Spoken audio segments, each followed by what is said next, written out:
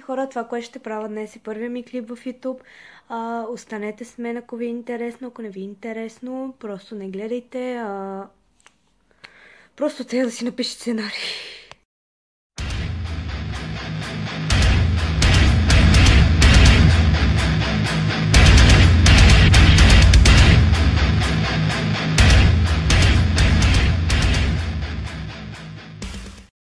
Здравейте, хора! Това е първият ми клип, който ще кача в YouTube.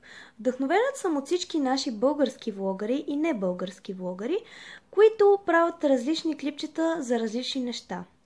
Например, дават много полезни съвети за това как да станем влогари. Аз съм начинаеща в това и изгледах почти всички възможни клипчета на известни влогари, които дават съвети за новите влогари. Наистина много ми помогнаха, защото първоначално, когато почнах да снимам клип, ето, както сега. Една огромна пауза. Постоянно се повтарях и не знаех какво да кажа. Реших и аз започна да се занимавам с клипчета, просто защото искам да радвам хората и по някакъв начин да предам оптимистичното си настроение на другите хора, защото аз винаги съм усмихната. Не можеш да ме видиш тъжна. Просто това е нещо много рядко. Случва се, но е много рядко. Аз винаги съм усмихната, винаги се лигава, което за някои хора може да е проблем, за някои не.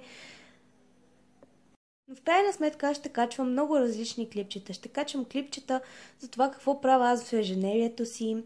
Ще качвам клипчета, които ще ви забавляват. Ще качвам клипчета по сериозни теми. Ще качвам клипчета за всички интересни неща, които ми се случват през седмицата, защото мисля да качвам всяка седмица.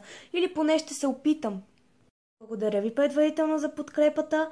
Знам, че ще има и хора, които няма да ме харесат. Мога да го преживея.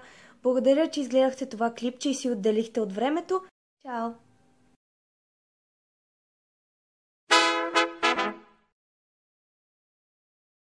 Например... Фак. Например... Ужас. Здравейте, хора! Това, което ще правя днес е първия ми клип в YouTube. Фак, пака!